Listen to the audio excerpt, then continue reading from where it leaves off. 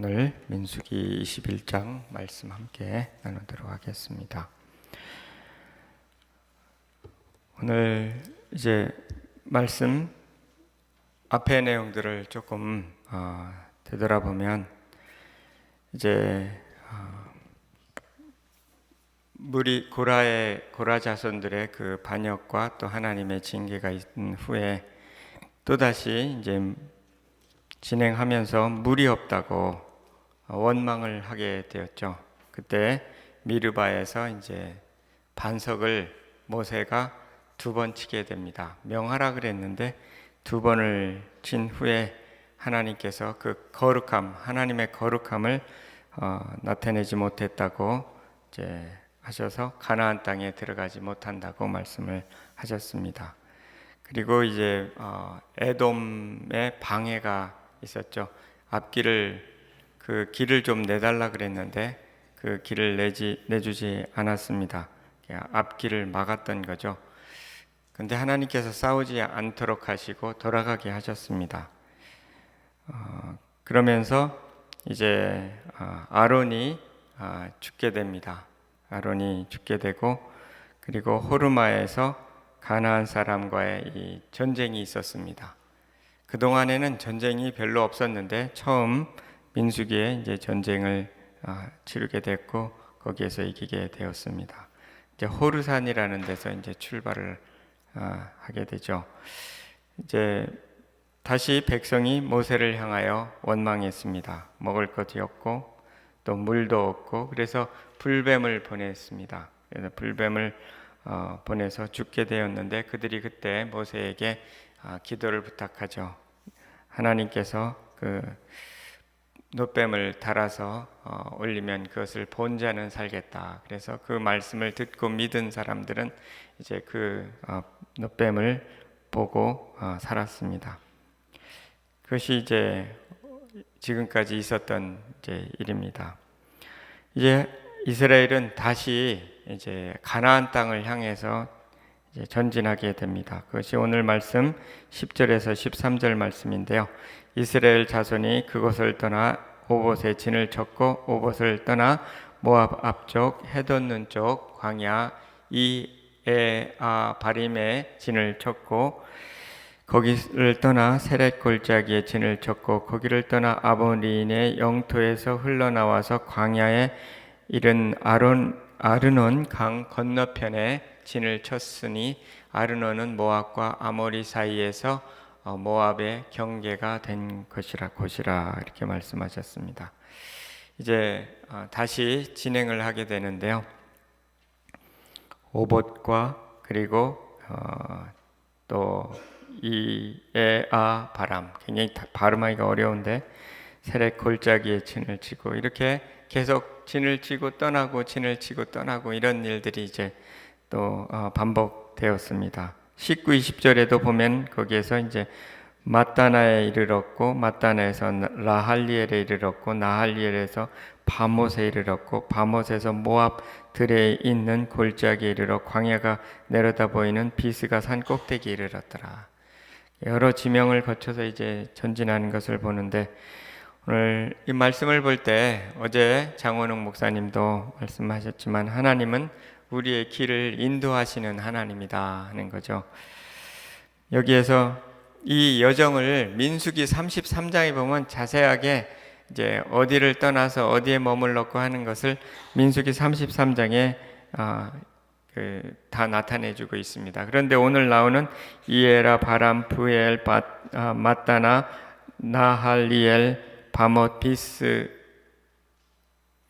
비스가 이런 지명들은 나오지 않습니다. 그래서 이제 민수기 33장에 쭉 나오지만 거기에 오늘 나온 이 지명들은 33장에는 나오지 않는 그런 지명들입니다. 하나님께서 이스라엘 민족을 출애굽하게 하신 후에 이제 40년이 사실은 지났습니다. 40년이 이제 거의 다 지나서 그 약속하신 가나안 땅에 들어갈 그런 거의 시점이 가까운 그런 것입니다. 그동안의 여정을 잠깐 지도를 통해서 한번 봤으면 좋겠는데요. 지도를 잘 보이시나요? 지금 왼쪽에 보면 바다가 나오는데 거기 홍해 바다죠. 고센 땅에서부터 시작되고요. 고센 땅에서 이제 출애굽하면서 출애굽 직전에 고센 땅, 그 다음에 숫곳이라는 데를 거쳐서 에담이라는 곳을 거쳐서 이제 홍해 바다를 건너게 되죠. 출애굽할 때 그 홍해 바다를, 왼쪽 강 보이시죠? 바다. 그 홍해 바다를 해서 마라라고 하는데 보이시나요? 마라의 그 쓴물이 단물이 됐던 출애굽의 사건이 있었던 거죠. 엘림이 나오고 르비딤이 나오고요. 그 다음에 시내산이라는 곳 보이죠? 예, 시내산. 여기가 이제 민수기 시작하는 곳이 시내산입니다. 출애굽기는 이제 홍해를 통해서 시내산까지 이르는 여정 속에서 있었던 일들을 나타내주고 있고요. 그 시내산에서 민수기가 이제 시작됩니다. 그런데 이 시내산에서 성막의 그 식양을 받고 성막을 이제 에 대한 이야기가 시내산에서부터 이제 되고요. 거기서 각 진영들을 다 정비하고 하는 것이 이제 시내산이죠. 그로부터 쭉 위로 올라가게 되었습니다. 그리고 거기에 이제 가데스 바네아 보이시죠? 가데스 바네아라는 것. 거기에 이르러서 정탐꾼을 이제 저 위쪽으로 직접 그 가나안 땅으로 정탐을 보냈는데 이 정탐꾼들이 가서 부정적인 보고를 하는 바람에 다시 돌게 되었습니다. 다시 돌고 이렇게 동그라미로 이렇게 나오잖아요. 거기서 이제 다시 돌아가서 호르산.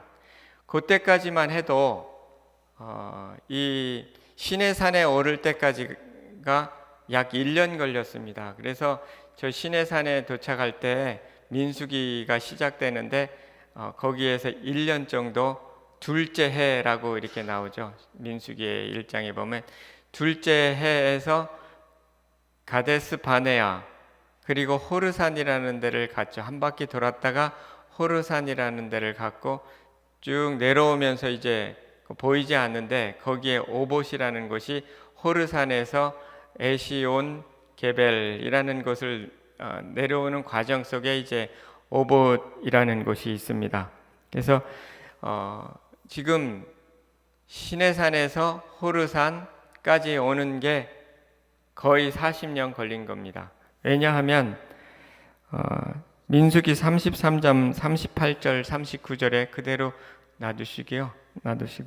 38장 39 39절에 33장 38 39절에 이스라엘 자손이 애굽 땅에서 나온 지 40년째 5월 초하루에 제사장 아론이 여호와의 명령으로 호르산에 올라가 거기서 죽었으니 아론이 호르산에서 죽었던 때의 나이는 123세였더라. 지금 호르산에서 아론이 죽었다고 나오거든요. 그래서 시내산에 도착할 때가 약 80, 한 2세 정도 되었을 때가 아론의 나이가 약 83세, 3세, 4세 정도 됐을 때가 시내산에 있을 때입니다. 그래서 거기에서 이제 호르산까지가 40년 걸렸던 것입니다.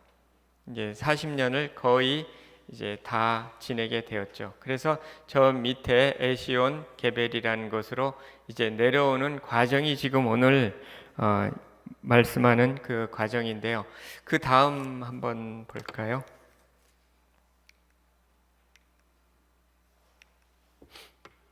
네, 괜찮습니다. 그냥 너무 흐려가지고 잘 안 보이네요. 그냥 넘어가도록 하겠습니다. 그래서 지금 40년을 시내산에서 호르산까지 거의 40년 다 지냈다 하는 것을 나타내 보여주고 있습니다. 이제 조금 더 지나면 에돔, 암몬, 모압 이런 곳을 지나가면서 요단 동편으로 건너가게 되고 요단강에서 건너서 요단강을 건너서 이제 가나안 땅으로 가게 되는 것입니다. 하나님께서 이렇게 40년을 인도하셨고요. 나머지 길도 인도하십니다. 낮에는 불기둥으로 그리고 밤에는 구름기둥으로 이렇게 인도를 하셨습니다. 구름이 움직이면 그것을 따라서 이제 그들이 다시 성막을 다시 걷어가지고 구름이 움직이면 같이 움직였고, 이제 구름이 멈추면 거기에 다시 성막을 치고 진을 치고요. 진을 치고 또 다시 진행하고 했습니다. 불순종을 참 많이 했는데 계속 인도하십니다.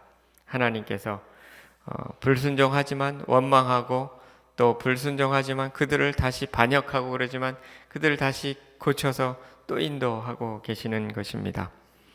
하나님께서 우리의 삶을 이와 같이 이스라엘 사람들을 이 광야에서 인도해 주셨던 것처럼 우리들의 삶도 마찬가지로 인도해 주신다는 것을 오늘 말씀을 통해서 알 수가 있습니다. 하나님께서는 우리들의 선한 목자가 되신다는 거죠. 그래서 시편 23편을 다시 한번 기억하게 됩니다. 여호와는 나의 목자시니 내가 부족함이 없으리로다. 그가 나를 푸른 풀밭에 누이시며 쉴 만한 물가로 인도하시는도다. 내 영혼을 소성시키시고 자기 이름을 위하여 의의 길로 인도하시는도다. 이와 같이 쉴 만한 물가로 인도하시고요. 또 영혼을 소성시키시죠. 때로는 불순종하고 원망하고 또 거룩함을 나타내지 못했다 하더라도 하나님께서 그들에게 또 돌이키시고 또 영혼을 다시금 소성시켜서 의의 길로 내 이름을 인하여 하나님의 이름 때문에 하나님의 명예를 위해서 이스라엘을 인도하신다는 거죠. 또 우리를 의의 길로 인도하신다는 거죠. 의의 길이라는 것은 하나님이 인도하시는 길인 것입니다. 내가 사망의 음침한 골짜기를 다닐지라도 해를 두려워하지 않을 것은 주께서 나와 함께 하심이라. 주의 지팡이와 막대기로 나를 안위하시나이다. 주의 지팡이와 막대기로 나를 인도하시나이다. 이와 같이 때로는 물가로 인도하시고 때로는 사망의 음침한 골짜기로 인도하신다는 것입니다. 그래서 다윗이 결국은 알게 된 것은 평생의 선하심과 인자하심이 정녕 나를 따르리니 내가 여호와의 집에 영원히 거하리로다. 나는 여전히 부족하고 또 나는 여전히 실수하지만 평생의 선하심으로 인도하신다는 것을 깨닫게 되는 거죠. 또 인자함으로, 즉 사랑으로 인도하신다는 것을 알게 되는 것입니다. 그래서 이제 그들 이스라엘 사람들을 인도하실 때 때로는 초장이라기보다는 물가로, 우물가로 인도하시고 때로는 골짜기로 인도하시는 거죠. 오봇이라는 단어가 그 지명 이름이 나오는데 물 담는 가죽 부대라는 뜻이라고 합니다. 물 담는, 그 물이, 오봇에는 물이 있었던 것 같습니다. 또 그 다음엔 세렛 골짜기로 인도하셨고요. 그 다음에 아르논 강가로 인도하셨고 아르논 골짜기로 인도해 주시고 부엘이라고 하는 곳으로 인도하셨는데 부엘은 우물이라는 뜻입니다. 그러니까 우물에서 골짜기로 또 강가에서 골짜기로 이렇게 물과 골짜기를 반복하면서 인도하시는 것을 알 수가 있습니다. 이와 같이 그리고는 이제 산 골짜기에서 산 꼭대기로 인도하시고요. 그래서 물가로 인도하셨다가 골짜기로 인도하시고 또 강으로 인도하셨다가 골짜기로 인도하시고 계속 평탄한 길로만 주시는 것이 아니라 험한 길을 가게 하셨다가 물가로 인도하시고 또 험한 골짜기로 인도하셨다가 물가로 인도하시고 하는 것을 알 수가 있게 됩니다. 항상 평탄한 길만 주시는 것은 아니다 하는 거죠. 또 사망의 음침한 골짜기를 지날 때가 많다 하는 것입니다. 이와 같이 하나님께서 골짜기와 물가를 반복하면서 우리를 인도하신다 하는 것을 알게 됩니다. 우리들의 삶의 여정도 좀 그렇지 않습니까? 때로는 아주 불 가운데 지내고 물 가운데 지낸 것 같이 그런 험한 것을 경험할 때도 있지만 때로는 푸른 풀밭으로 인도하는 그런 것을 경험할 때도 있습니다. 그래서 어려울 때에는 이것이 지나서 또 푸른 초장으로 인도하시겠구나 라고 그렇게 또 바라보면서 앞을 나가게 되는 거죠. 그리고 분명한 목적지가 있는 거죠. 그들에게는 가나안 땅이 있었고요. 우리에게는 천국이 있는 것입니다. 영원한 천국으로 인도하시는데 그 인도하는 여정은 여전히 골짜기가 많다 하는 것입니다. 그리고 그들이 갔던 곳은 전반적으로 광야, 사막이었습니다. 아주 좋은 푸른 초장을 계속 다니는 것이 아니라 주로 사막을 다녔다는 거죠. 사막을 다니다가 골짜기를 만났고 사막을 다니다가 물가를 만났던 것입니다. 그래서 사막과 같은 그런 인생을 우리는 살게 된다 하는 것을 이스라엘을 인도하신 그 하나님을 보면서 우리는 알게 됩니다. 또 한 가지는 끊임없이 전진해야 됩니다. 한 곳에 오래 너무 머물 수가 없는 것입니다. 머물렀다가 다시금 그 진영을 다 장막을 걷어서 또 진행해야 되고, 그 다음에 또 잠시 머물렀다가 또 진행해야 되고, 계속 전진해야 되는 우리들의 삶도 그렇습니다. 한 가지 어떤 실제적으로 이렇게 장소를 움직이기도 하고요. 또 어떤 문제가 한번 왔다가 그거 갖고 씨름하다가 그 다음 문제로 넘어가고 이제 그런 거죠. 그 우물을 만나서 문제가 해결되고 생수를 마시고 다시금 또 나가고 계속 전진해야 되는, 또는 계속 변화가 필요한 그러한 삶인 것입니다. 그래서 한 곳에서 오래 머물고 그렇게 하지 않으시고 끊임없이 전진하고 그리고 끊임없이 변화되는 그러한 삶이다 하는 것을 알 수가 있습니다. 그리고 이렇게 인도하실 때에는 하나님께서 앞서 행하신다는 거죠. 그냥 우리가 마음대로 하는 것이 아니라 이 광야에서 움직일 때 먼저 구름 기둥이 높이 솟았다가 움직이기 시작하면 그걸 사인으로 알아서 이제 이스라엘 이제 하나님께서 구름 기둥으로 움직이시는구나 하는 것을 알고 이제 그것을 따라서 움직이고, 구름 기둥이 머물면 거기 머물고, 이제 이렇게 하는 것을 보면서 하나님께서 앞서 행하신다는 거죠. 우리는 우리를 인도하시는 분이 계시다 하는 거죠. 그래서 어떤 삶에 문제가 닥치거나 또 변화가 필요할 때 항상 하나님께서 앞서 행하신다는 것을 믿는 믿음 가운데 갈 필요가 있습니다. 이사야 45장 2, 3절에 내가 너보다 앞서가서 험한 것을 평탄케 하며 논문을 쳐서 부수며 쇠빗장을 꺾고 내게 흑암 중에 보아와 은밀한 곳에 숨은 재물을 주어 내 이름을 부르는 자가 나 여호와 이스라엘의 하나님인 줄 알리라. 앞서가서 험한 곳을 평탄케 하고 논문을 쳐서 부수고 쇠빗장을 꺾고 흑암 중에 보아와 은밀한 곳에 숨은 재물을 주어 내가 너로 지명하여 부른 자가 나 여호와 이스라엘의 하나님인 줄 알게 하리라. 앞서 행하시겠다는 거죠. 그래서 이 말씀은 이제 바벨론에서 인도하시겠다는 말씀인데 마찬가지죠. 광야에서도 이렇게 앞서 행하셨습니다. 항상. 그리고 험한 곳이 있다면 평탄하게 하셨고요. 앞서가셔서 또 논문이 있다면 그것을 쳐서 부수어 주시고요. 이렇게 앞서가셔서 길을 여신, 광야의 길을 내시고 사막의 강을 내셔서 우리의 길을 인도하시는 그런 하나님이시라는 거죠. 우리가 다 이 문제를 해결하면서 문도 내가 여는 것처럼 보이지만 하나님께서 문을 여신다는 거죠. 열면 닫을 자가 없고 닫으면 열 자가 없다고 말씀하셨습니다. 그래서 우리들의 삶에 예수님께서 그 문을 꽉 닫으시면 우리는 더 이상 갈 수가 없고요. 또 열으셔야만 가는 거죠.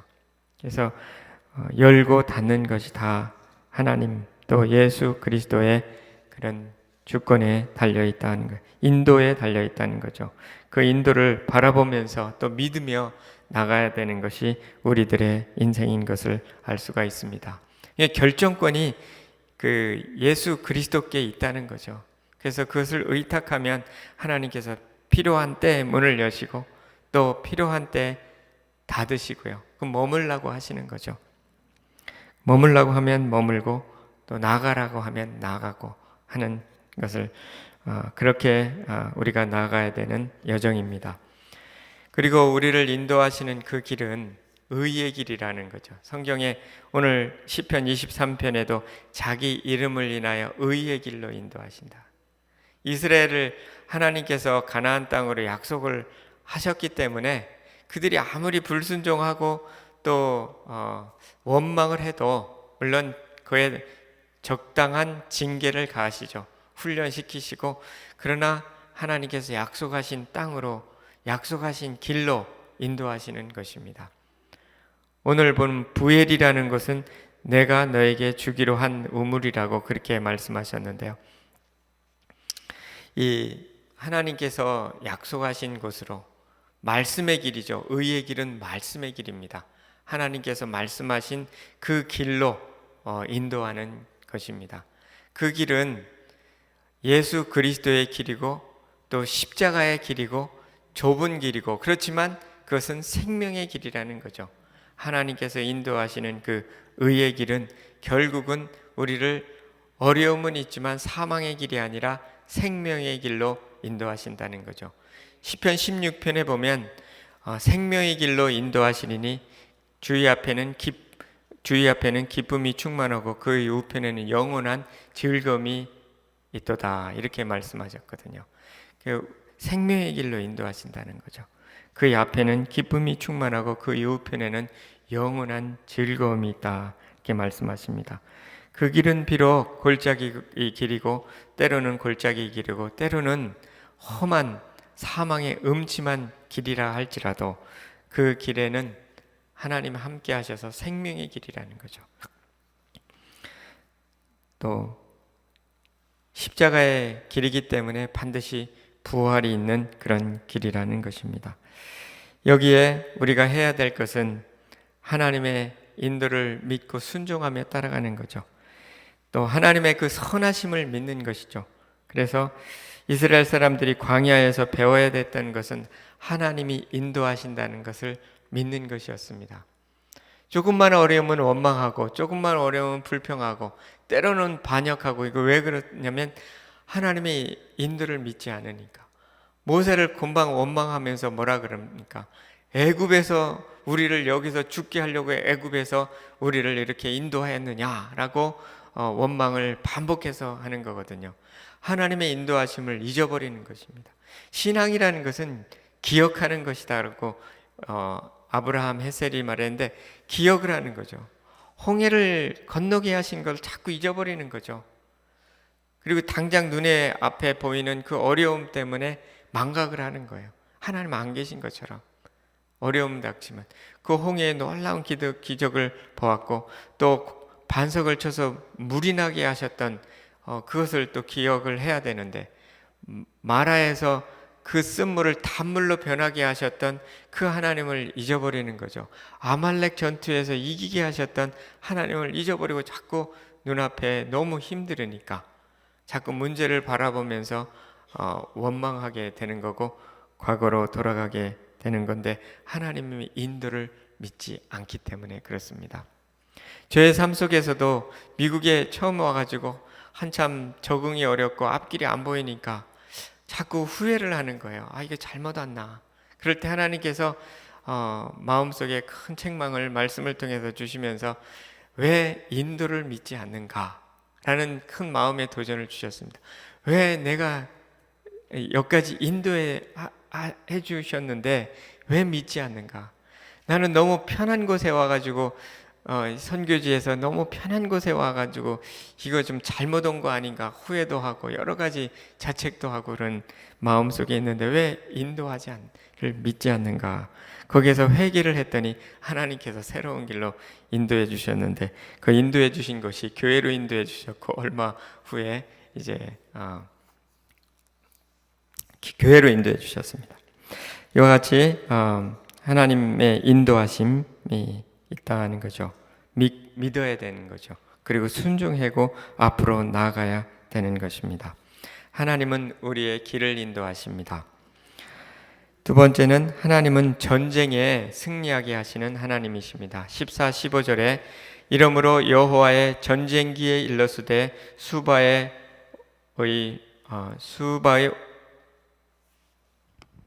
와 협과 아르논 골짜기와 모든 골짜기의 비탈은 아르논 고을을 향하여 기울어지고 모압의 경계에 닿았도다 하였도다. 여기에 보면 여호와의 전쟁기라는 것이 있다 그랬습니다. 이것은 고대의 저자가 없는 고대의 역사서인데 17절 18절에 시가 나오는데요. 거기 또 27절에서 30절에 나오는 시는 다 이 책에 나오는 시로서 이렇게 신학자들이 이야기합니다.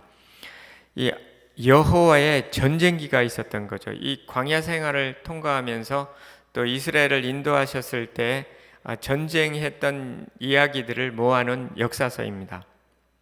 근데 여기서 가장 중요한 것은 그 내용이 어떤 것인지 잘 알 수 없지만 그 제목이 가장 중요합니다.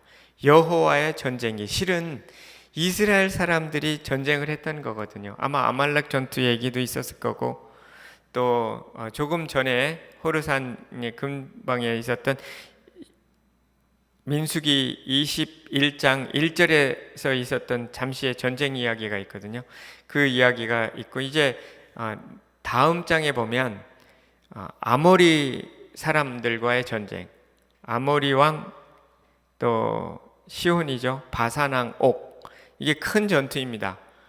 이제 그 요단강을 건너서 가나안 땅으로 들어가기 전에 있었던 대표적인 전투, 광야에 있어서의 대표적인 전투는 아모리 사람들과 또 시온이라는 왕과 그리고 바산 왕 옥과 했던 전쟁이 가장 큰 전투인데, 이 전쟁에 관한 이야기들이 있습니다. 이스라엘 사람들이 한 전쟁입니다.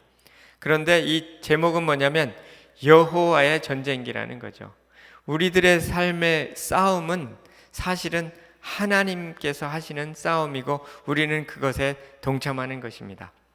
그래서 내가 이 인생을 싸우는 것이 아니라 하나님께서 싸워주신다는 거죠.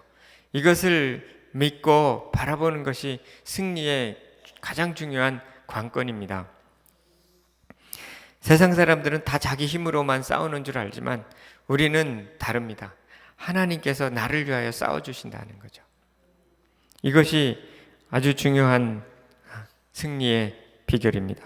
전략도 거기서 나오는 거고 지혜도 거기서 나오는 거고요. 하나님께서 싸워주시기 때문에 하나님의 지혜로 싸울 수가 있는 것입니다. 그래서 이제 전쟁이 우리들의 삶의 전쟁에 비유할 수 있는데 하나님께 속하였다는 거죠. 역대하 20장 15절에 보면 이런 일이 있습니다. 여호사밧의 이야기인데요. 여호사밧 시절에 모압과 암몬 사람들이 큰 군대를 몰고 쳐들어왔습니다. 이때 여호사밧이 하나님 앞에 엎드려 기도합니다. 그때 아하시엘이라는 선지자를 보내서 이렇게 말씀합니다. 아하시엘이 이르되 온 유다와 예루살렘 주민과 여호사밧 왕이여 들을지어다. 여호와께서 이같이 너에게 말씀하시기를 너희는 이 큰 무리로 말미암아 두려워하거나 놀라지 말라. 이 전쟁은 너희에게 속한 것이 아니요 하나님께 속한 것이니. 이 전쟁은 누구에게 속한 것이라고요? 하나님께 속한 것이라. 그래서 이 말씀을 믿고 나아가서 결국 큰 승리를 했습니다. 다윗도 하나님께서 전쟁하신다는 것을 잘 알았습니다. 전쟁하시는 하나님, 사무엘하 5장 10절에 만군의 하나님 여호와께서 함께 계시니 다윗이 점점 강성하여 가니라. 그리고 어디를 가든지 이기게 하시니라. 다윗이 알았던 하나님은 만군의 하나님입니다. 여기서 군은 군대를 의미합니다. 만군, 군대의 하나님을 의미합니다. 아미의 하나님, Lord of Army, 하나님의 군대의 하나님입니다. 영어로는 Almighty, 전능한 하나님이라 그랬지만 원어는 군대라는 뜻입니다. 전능한 군대의 하나님이십니다. 그래서 이 만군의 하나님을 의지하면서 나아가니까, 이런 하나님이 함께 하시니까 점점 강성하게 가고 어디를 가든지 이기겠다는 거죠. 우리 인생도 마찬가지입니다. 다 전쟁입니다. 뒤돌아보면 예수님 믿은 후에도 전쟁이고 그 전에도 전쟁이죠. 예수님 믿은 후에도 계속 전쟁이 있습니다. 안과 밖으로 전쟁이 있습니다. 사람들과 싸울 때도 있고요. 내 안에 또 다른 영과 싸울 때도 있고 죄와 싸울 때도 있고 끊임없이 싸워야 되는 것이 우리의 인생입니다. 그래서 랄프 윈터 박사가 그 윌리엄 캐리 대학교를 설립했던 랄프 윈터 박사가 이렇게 기독교 문명사라는 책에서 이렇게 말합니다. 성경을 하나로 통합하는 주제는 단순히 인간 구원이 아니다. 악을 대적하는 전쟁에 다시 참여하도록 인간을 구원하시는 거다. 우리를 구원하신 것 단순히 영혼 구원만에 있는 것이 아니라 구원하신 이유가 뭔가? 악과 싸우는 전쟁에 참여하게 하도록. 하나님께서 싸우시는 이 악과의 전쟁에 우리를 참여하기 위해서 구원하셨다는 겁니다. 그래서 기독교 문명사 전체를 이 악과의 싸움이라는 거죠. 이 인생도 마찬가지라는 거죠. 천국에 이를 때까지 끊임없이 우리는 사탄과의 싸움 속에 있을 수밖에 없다는 것입니다. 그래서 하나님과 단순히 화해하는 데서 끝나는 것이 아니라 사탄과 사탄의 악한 역사와 대항하는 전쟁에 참여하는 것을 위해서 우리를 구원하셨고 그렇게 참여하도록 하신다는 거죠. 전쟁하고 있는 것입니다. 우리는 그래서 늘 깨어 있어야 된다는 거죠. 깨어 있으란 말 많이 하잖아요. 깨어 근신하라. 이거 왜? 우리는 전쟁 가운데 있기 때문에. 그래서 그러나 이 전쟁은 하나님께서 함께 하시는 전쟁이라는 거죠. 전쟁에 능하신 하나님, 의지하여 승리한다는 거죠. 그리고 예수 그리스도께서 십자가에서 달리신 그 의미 중에 하나는 사단을 이기셨다는 거죠. 사단을 이기셨기 때문에 그 십자가에서 예수 그리스도는 이 사탄과의 전쟁에 이겼습니다. 그래서 그 이기신 그분을 의지하여 우리는 지금 싸울 수가 있다는 거죠. 완전히 이긴 게임인데, 전쟁인데 게릴라전을 피고 있는 거죠. 지금 사단이 이미 머리를 상했는데 아직 완전히 죽은 것은 아니죠. 여전히 게릴라전을 피고 있는 거죠. 예를 들어서 남한과 북한이 전쟁을 했는데 아직도 이제 다 끝났습니다. 전쟁은 선포됐는데 남한에 아직도 북한 군대가 남아 있어서 보급은 다 끊겼지만 이제 완전히 전쟁은 끝났는데 그 산속에서 게릴라전을 피고 있는 거죠. 근데 이것이 만만치가 않은 거죠. 마치 우리가 그런 삶을 살고 있는 것입니다. 전쟁은 사실은 승리는 이미 예수 그리스도 안에서 결정된 것입니다. 그런데 남아있는 사탄의 무리가 전쟁을 거는 거죠. 그래서 예수 그리스도를 의지하여 우리는 싸울 때 승리하는 것입니다. 만만한 전쟁은 아닌 거죠. 요한복음 16장 33절에 이것을 너에게 이르는 것은 너희로 내 안에 평안을 누리게 하려 함이라. 세상에서는 너희가 환난을 당하나 담대하라. 내가 세상을 이기었노라. 그래서 우리가 우리를 의지할 때는 그 게릴라지만 우리가 이길 수 없습니다. 우리가 예수 그리스도를 의지할 때 우리가 이길 수 있다는 것입니다. 그리스도를 의지하여 승리하는 여러분 되시기를 소원합니다. 세 번째는 하나님은 생수를 주시는 분이십니다. 이렇게 하나님께서 인도하시는 길은 의의 길로 또 천국의 길로 인도하시고요. 그 사이에는 수많은 전쟁이 있지만 그 전쟁에 승리하게 하십니다. 때로는 잠시 패할 때도 있지만 다시 주님을 의지해서 또 승리하게 하시는 분이십니다. 또 한 가지는 이 광야 생활 동안에 하나님의 인도하심 속에 항상 생수가 필요한데 이 생수를 공급하십니다. 생수가 그 당시 이스라엘 사람들에게는 그 물이 중요하죠. 물. 왜냐하면 사막이니까. 하나님께서 인도하시는 것을 보면 사실은 물이 있는 곳으로 인도하십니다. 그들은 어디에 물이 있는지 안 가봐서 알 수가 없습니다. 하나님께서 인도하시는 곳을 가면 반드시 물이 있습니다. 그래서 그곳에서 생수를 마시고 다시금 그 갈증을 해결하고 또 나가게 하시는 거죠.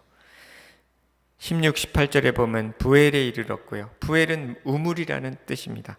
거기에서 이제 물을 팠고요.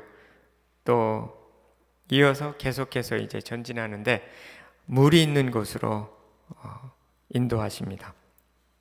그래서 하나님께서 항상 우물가로 인도하셔서 물을 마시게 하죠. 이 물은 우리에게 있어서는 영적인 의미가 있죠. 공급의 의미가 있는 거죠. 필요한 것을 공급하신 하나님이신 거죠. 우리도 마찬가지로 영적인 육적인 공급이 필요합니다. 하나님께서 이 공급하시는데 특별히 중요한 것이 영적인 생수가 필요합니다. 아무리 육적인 것이 다 공급되더라도 영적인 이 생수의 공급이 필요한 거죠. 이 생수는 하나님의 말씀이고요. 또 한 가지는 성령입니다. 요한복음 7장 37, 39절에 명절 끝날 곧 큰 날에 예수께서 서서 외쳐 이르시되 누구든지 목마르거든 내게로 와서 마시라. 나를 믿는 자는 성령의 이름과 같이 그 배에서 생수의 강이 흘러나오리라 하시니 이는 그를 믿는 자들이 받을 성령을 가리켜 말씀하신 것이라. 나를 믿는 자는 그 배에서 생수의 강이 흘러나리라는 겁니다. 이 생수는 성령이라는 거죠. 나를 믿는 자, 예수 그리스도를 믿는 자는 이 생수를 경험한다는 거죠. 여기서 이 믿는다는 건 한 번 믿는다는 것이 아니라 계속해서 믿는다는 것을 의미하는 것입니다. 예수 그리스도 앞에 계속해서 나아갈 때 그 생수를 계속해서 경험할 수 있다는 것이죠. 예수 그리스도는 곧 말씀이고요. 말씀 앞에 나아갈 때마다 생수를 경험하게 되는 것입니다. 그래서 예수님께서 내가 주는 물을 마시는 자는 영원히 목마르지 아니하리니 내게 주는 물은 그 속에서 영생하도록 솟아나는 샘물이 되리라 이렇게 말씀하셨습니다. 하나님 예수 그리스도 안에 있는 생수, 그리스도께서 인도하시는 그 길을 따라 가면 생수를 경험합니다. 마치 이스라엘 사람들이 광야 생활을 하면서 골짜기를 지나고 우물을 경험했던 것처럼 우리도 늘 예수 그리스도와 함께 하면서 이 우물에서 생수를 길어 마실 수가 있다는 거죠. 이 생수를 마실 때 기쁨이 오는 거고요. 생수를 마신다는 건 곧 깨달음이 온다는 거고요. 그리고 기쁨을 얻는다는 거죠. 우물을 만나면 얼마나 기쁘겠습니까? 마찬가지로 이 우물은 진리의 우물입니다. 우리에게 진리를 깨달을 때 생수가 터지는 거거든요. 그래서 오늘 이 아침에도 사실은 이 생수는 항상 흘러나오는 거죠. 예수 그리스도로부터. 때로는 강하게 흘러나오기도 하고요. 때로는 약하게 흘러나오긴. 하나님이 우리를 인도하신다는 이 진리만 해도 우리에게는 생수가 되는 것입니다. 오늘도 이미 생수가 지금 부어지고 있는 것입니다. 나를 믿는 자는 그 배에서 생수의 강이 흘러나리라. 생수를 경험하지 못하는 것은 구약의 이 이스라엘 백성은 그 골짜기를 지날 때는 생수를 경험할 수가 없었습니다. 우물을 만나야 생수를 경험하는 거지만 오늘날의 예수 그리스도 안에서는 항상 경험할 수 있는 것입니다. 왜냐하면 예수 그리스도는 우리와 항상 함께 하시기 때문에, 그렇기 때문에 임마누엘 되신 예수 그리스도께서 늘 우리에게 생수를 주십니다. 고난이 있을 때에도 그 중에도 생수를 주시는 것입니다. 우리가 예수 그리스도를 믿을 때, 그분을 신뢰하고 그분을 의지할 때 언제든지 주시죠. 때로는 크게 주시죠. 그렇지만 그렇지 않을 때에도 항상 생수를 주시고 이 아침에도 생수를 주시는 줄 믿습니다. 예수 그리스도가 인도하시는 것을 믿을 때, 전쟁에 승리케 하신다는 것을 믿을 때, 또 생수를 공급하시고 모든 공급의 근원 되심을 믿는데, 나를 믿는 자는 그 배에서 생수의 강이 흘러나리라. 그럼 이 생수가 경험되지 않은 것은 왜 그렇죠? 믿지 않으니까. 믿지 않으니까 생수가 공급되지 않는 거예요. 그래서 믿을 때 이사야 58장 11절에는 이런 말씀이 있습니다. 너는 물된 동산 같겠고 물이 끊어지지 않는 샘 같을 것이라. 내가 부를 땐 내가 응답했고 내가 부르짖을 때는 내가 여기 있다리라. 너희 중에 멍에와 손가락질과 허망한 말을 죄하여 버리고 줄인 자에게 심정을 동하고 괴로운 자의 마음을 만족케 하면 내 빛이 흑암 중에서 발하여 내 어둠이 낮과 같이 될 것이며 나 여호와가 항상 너를 인도하여 마른 곳에서도 내 영혼을 만족케 하며 내 뼈를 경고케 하리니 너는 물된 동산 같고 물이 끊어지지 아니한 샘 같을 것이라. 주님 앞에 부르짖을 때 멍에와 손가락질과 허망한 말, 쓸데없는 말, 부정적인 말을 제어해버리고 부정적인 생각들을 다 제어해버리고 하나님 말씀으로 채울 때, 그때 하나님이 항상 인도하시고, 그리고 물된 동산 같고 물이 끊어지지 않는 샘 같겠다고 약속하셨습니다. 이와 같은 생수가 여러분의 심령 속에, 여러분의 배에서 흘러나는 역사가 있기를 소망합니다.